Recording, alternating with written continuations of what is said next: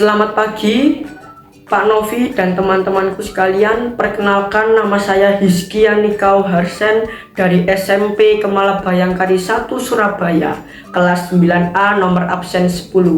Pada kesempatan kali ini saya akan membacakan sebuah cerpen yang berjudul Bali Kui karya Putu Wijaya.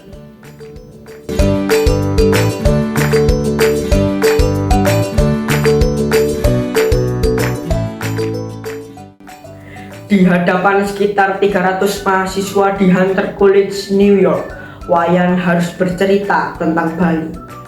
Claudia Orenstein, pengajar teater Asia di perguruan tinggi negeri itu, meminta Wayan tampil sekitar 1 jam.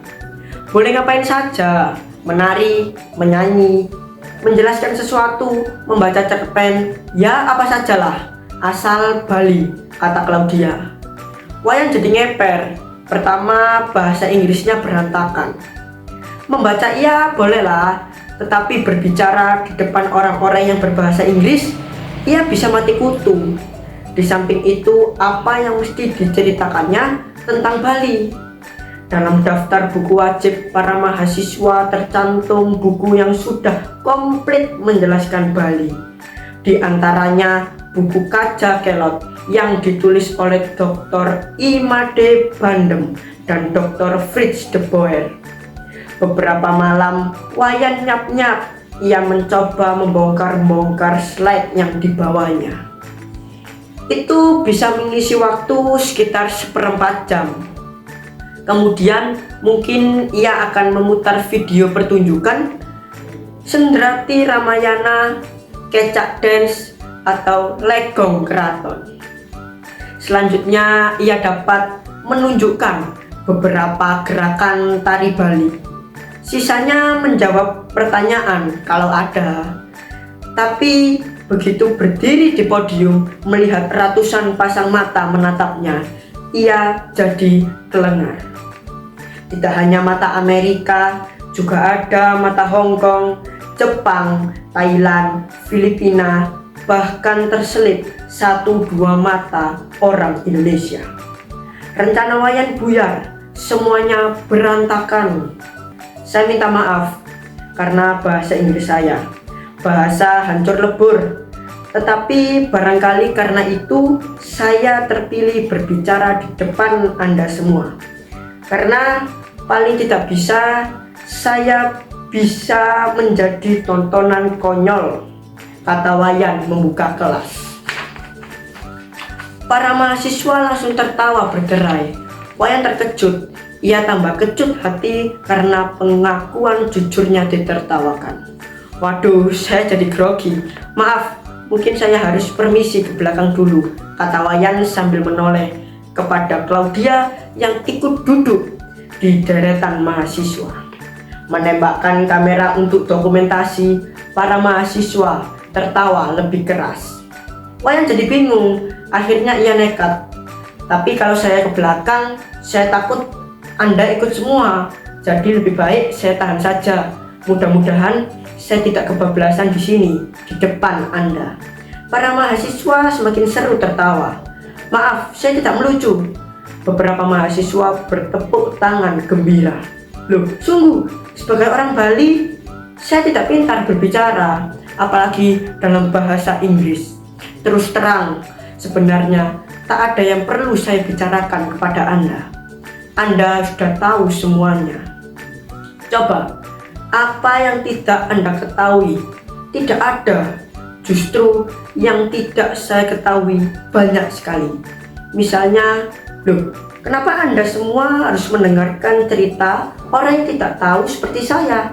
Sebetulnya saya yang lebih pantas mendengarkan cerita Anda.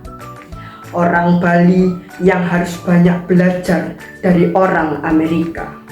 Lihat saja, dari kepala sampai ke kaki, saya sudah mencoba jadi orang Amerika.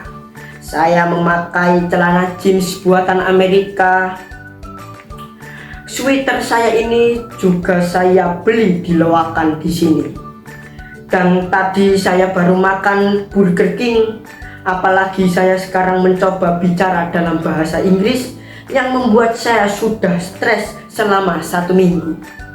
Tapi saya kok jadi tambah balik kui rasanya. Lucu kan? Wayan tertawa, menyangka apa yang dikatakannya lucu. Tetapi tak ada mahasiswa yang ikut tertawa. Wayan jadi berkeringat. Ya terus terang, saya sudah habis-habisan mencoba menjadi orang Amerika. Tetapi sudah 2 bulan di sini makan, berpakaian, berbicara, dan hidup seperti orang New York. Tetap saja saya tidak pernah bisa berhasil jadi orang Amerika. Ternyata sekali saya lahir sebagai orang Bali, saya sudah dikutuk jadi orang Bali. Apapun yang saya coba lakukan, berbohong atau menipu sekalipun, tetap saja masih bernafas, berjalan, berpikir, bekerja, tidur, pacaran, bahkan berak sekalipun, saya tetap berak orang Bali. Para mahasiswa tertawa. Wayan kembali heran. Jadi bukan pakaian, bukan makanan, bukan juga pikiran yang membuat saya menjadi orang Bali, tapi takdir. Dan saya tidak bisa memilih takdir. Saya dipilihkan. Saya pernah mencoba mengusut apa saja takdir saya itu yang menjadikan saya berbeda dengan Anda semua orang Amerika. Termasuk juga Anda yang berasal dari belahan dunia yang lain. Tapi saya tidak berhasil menemukan jawabannya. Saya hanya punya contoh. Waktu saya mendarat pertama kali di Amerika, bahkan datang pertama kali di New York sini selama 1 minggu, bahkan sampai 1 bulan, saya sulit membedakan kalian satu sama lain. Nampaknya kalian orang Amerika sama semua, padahal rambut, tinggi, potongan badan, kelakuan, pakaian, nama serta usia dan watak kan lain-lain. Tapi sebaliknya juga terjadi pada turis Amerika yang datang ke Bali selama 1 minggu atau sebulan. Semua orang Bali buat mereka sama, Wayan semuanya. Jadi kalau begitu, pertanyaannya adalah apa yang sama pada semua orang Bali? Beberapa orang mahasiswa bergerak siap menulis di atas catatannya. Maaf, jangan ditulis.